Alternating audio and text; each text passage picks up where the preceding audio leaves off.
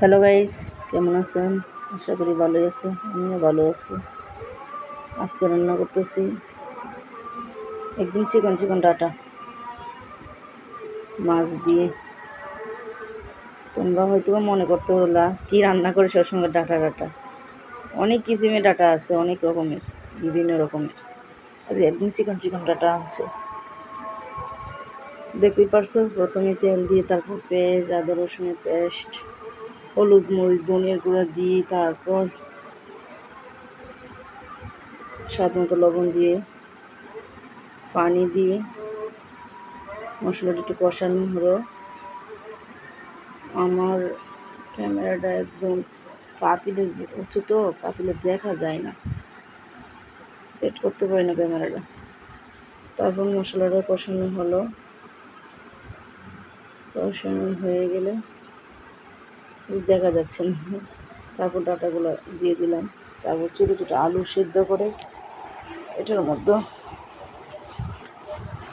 দিয়ে দিলাম।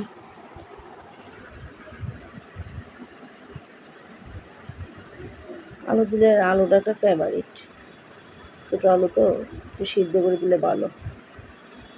তারপর আবার পানি দিয়ে ঝোল দিয়ে দিলাম। অলরেডি আগুন চলতে আছে, আমি নাড়াচাড়া করতেছি যাতে গায়ে না লাগে পুড়ে।